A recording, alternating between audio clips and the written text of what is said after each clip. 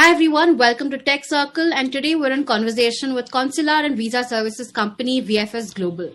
Founded in Mumbai, the Dubai-headquartered firm provides visa process outsourcing services for governments and diplomatic missions worldwide. It supplies security checks, information dissemination, and form checks for visa applicants, as well as the recording of biometric data and identity verification. The company recently adopted an integrated approach for legal compliance and risk to develop more agile systems of working, it said. To discuss the same in detail, we have with us the firm's general counsel and head of corporate risk, compliance, and legal, Bapsy Dastur. Hi, Bapsy. Thank you for joining us. How are you doing today? Thank you. And hello, Supriya. And thank you for giving me the opportunity to share my thoughts on the integrated risk compliance and legal function. Great. Now, Bapsy, VFS is a company that was founded about 20 years ago. So first up, could you give me a sense of how this whole integrated approach to compliance at companies have come about away from the erstwhile siloed way of looking at all of its operations? Given the vast expanse of our operations, integrating activities, we believe, within the legal compliance and risk space really allows for sustainable strategic decision making. We wanted to ensure timely compliance coordination and fewer risk management blind spots. And this became critically important as we had much more remote working due to the pandemic situation, and it helped us get an overall integration into how we can do better and have a business enabling function rather than just a backward looking risk assessment. Now, even on a siloed basis, these operations of compliance, risk, and legal, right, are super important elements to a company which services, over 140 countries across 5 continents. So tell me, how does this newfound combination of the 3 elements now better service, and also how does it enable better services and overall efficiency for all stakeholders? That includes the client governments themselves as well as the third parties. Traditionally, when you had legal separated from compliance, you had the legal department looking at, say, a contract, looking to see what the terms and conditions are, what the language is. Then you have the compliance department checking, is this a valid third party that we could go with? Have we done the right due diligence to make certain that we're dealing with a reputed provider? When you integrate the two, you have the benefit of the legal department working hand in hand with compliance to say, okay, what do I do in terms of this contract? What are the payment terms? Do I have a back-to-back support? Is there a risk here of non-compliance? Do I have the licenses? So it's taking on a more holistic approach to one business solution.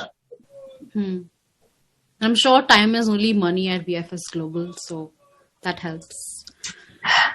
Okay, so yeah. I'm very passionate about having an integrated function. I believe that there are significant advantages. And the significant advantages are actually seeing legal compliance and risk as a business enabler, not a business blocker, not a policeman, and forward-looking, working with the business, using technology to its advantage to drive better decision-making. What do I really mean? When you have technology, you can have technology to monitor the existing state of affairs. You then have analytics that monitor what is the effectiveness of the systems and the processes that we have, which throws out the relevant KRIs to enable better decision-making. So you have good quality information, which management can rely on. It's objective, it's not subjective.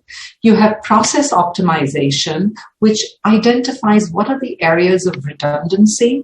You then have an efficiency of where do I need the resources. So time and costs both follow a legitimate business need rather than being an ad hoc allocation. That in turn improves efficiency, which gets better outcomes, which help our reputation and protect us, and overall a better product. Yeah. Can you give us a few use cases of these technological intervention in place? How does the firm's database management and predictive analytics, like you mentioned, or how do these capabilities see the light of the day, at least at your side of business? We have an integrated process management tool, and you have a platform which starts with the due diligence stage when you work with a third party, or when you think of a contractual framework. You start with the appointment, which gets assessed. You then have an integrated approach to actually proceeding with a party with a contract. And then you have, what are the approvals that you need? Have we engaged all the right stakeholders? And once you have those sign-offs and you go forward, you can go forward contractually so that you actually have a product that meets the internal metrics, that has somebody review and understand that we have met what the client wants. And that is then linked to a system through technology again to ensure that payments are made consistent with the contract. So you've got a kind of a wider overall approach. The analytics that the system throws up with could be, for example, how have we appointed a particular entity? What is the process that we followed to appoint or to enter into a contract? Are we making payments that are consistent? Is this a platform that we can use that shows us, have we made payments or have we undertaken exercises without meeting the internal process? And so it gives us a predictive assessment to better improve our ongoing operations, thereby reducing the risk of non-compliance.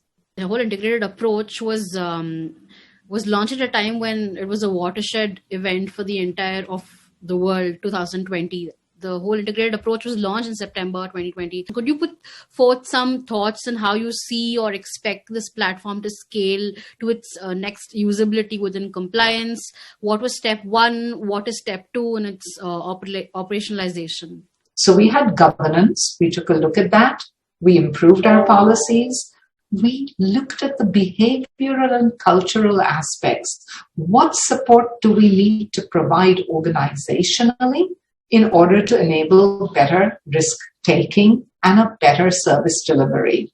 We then had an improved risk management platform that we built when we mapped processes across different divisions, whether it was business continuity, whether it was IT security and vulnerability, whether it was compliance. And we actually built a system to identify, monitor those risks so that we used analytics that the platform helps us with to have a forward-looking assessment. So you step back and you say, okay, what are the risks that we see for 2021 going forward? What do we need to do in terms of systems, processes, policies, and procedures to make sure that we better manage those risks? And what is the management commitment that I need? Do I need to strengthen it with better contracts? Do I need improved policies? How do I review both the regulatory as well as the operational aspects so that I can deliver better? With that, it brings us to the end of this interview. Thank you so much for your time, for sharing your wonderfully explained thoughts, Bapsy. Thank you so much, Supriya.